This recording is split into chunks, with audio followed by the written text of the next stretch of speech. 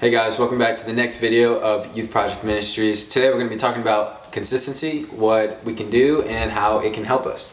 So a little while back, I was a part of a senior Olympics team and we did flag football. And a bunch of us got together and we started practicing for our plays, started working on everything that we needed to do. Because we needed to know exactly what we're going to do when we get onto the field. Like how to cooperate, how to go, and we had to consistently practice to memorize and understand what we're going to do. So even when we were losing on the field, we consistently kept pushing, kept playing as best as we could because we knew even if we did a little something, it helped us. The harder and harder you push, the harder and harder you keep working, the more you will become better at what you're going to do. So a lot of times we tend to do things once, but still expect things to change. So we could have not practiced at all, but somehow we expect to win. That would have made no sense. Like, we had to have met up to practice, we had to have met up to keep working. Even though we did lose, we had to keep practicing, keep working, because without that we would have been completely obliterated anyways. But we got one touchdown, so it's okay. A lot of times though, we expect for God to use us and lead us through, but we won't fully commit to it. And how can you grow in your relationship with Christ without consistently setting time aside for God's presence? Such as sitting there for a little bit, just reading the Bible for 5 minutes a day, or just listening to worship for a couple songs. Consistency setting time aside for Christ will allow you to grow and build in your faith. So if Christ is consistently there for you, no matter what you've done or no matter what choices you've made, why shouldn't we be consistent for Him? Because consistency is going to allow us for things to grow, and since Christ is consistently there for us, why not just be consistently there for Him? And God's always there for us, so even just setting time aside for Him for 5 minutes a day, 10 minutes a day, whatever it is, plays a big part in our relationship with Christ. And consistency takes discipline. Small disciplines done consistently will lead to big results over time. And self-discipline closes the gap between who you are and who you want to become. The little things allow big things to happen. And even when we feel empty or feel God isn't there, staying consistent will allow for your faith to grow. Such as Moses was continuously rejected, yet he consistently kept going back to Pharaoh. And at the end, they finally were set free. Consistency is key.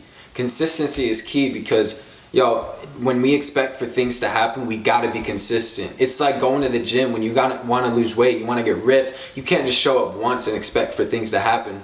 You gotta consistently keep going, consistently get up. As many times as you get knocked down in your faith, you gotta consistently get back up and consistently keep going, because God says, I'm still here, I'm still right by your side, I'm holding your hand. Consistency is going to get you places. Now, we also got to be careful because sometimes consistency can also hurt you. Being two different people consistently, putting yourself in situations that allow you to fail, etc., a bunch of things like that can consistently hurt yourself. In Matthew 6:24, it says, "No one can serve two masters, for you will hate one and love the other, and you will be devoted to one and despise the other. You cannot serve God and mammon." And mammon the definition is wealth regarded as an evil influence or false object of worship and devotion. Ask yourself, what is one thing that you honestly are setting more time aside for than Christ? Like some of us, we wake up in the morning, first thing we do is go straight to our phones. I mean, that's today's generation, it is. And some of us, the first thing we do is we press Instagram, we're answering texts, we're texting people. That's the first thing we do.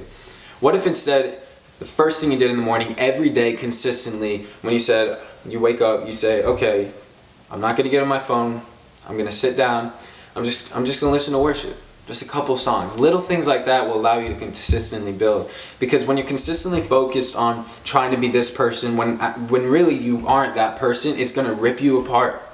You get trapped in what you're trying to be because you keep going back and forth, and inside it's actually hurting you even more than what you think. God's been consistent in my life through a lot. Like, even when I haven't been consistent with Him at all, or I've just wanted to stay away from Him because I knew I was screwing up, God still said, no, I'm there. As many times as we fail, as many times as we say we're not going to be with Christ, we're going to go away from Him, God still says, I'm consistent, I'm still there for you. No matter what, God is always going to be there. He's always consistent. Just look at your situation. Maybe start setting time aside, 5 minutes a day, just reading the Word. Little things like that. The little things is what's going to allow you to do the big things. Because if you can't do the little things, how can you expect to do the big things? Thank you all for watching today. If you felt that this video touched you in any way, hit that like button. Or if you feel that anybody else really needs to hear this little message, just hit the share button and send it over to them. Jesus loves you guys. And oh wow, whoa.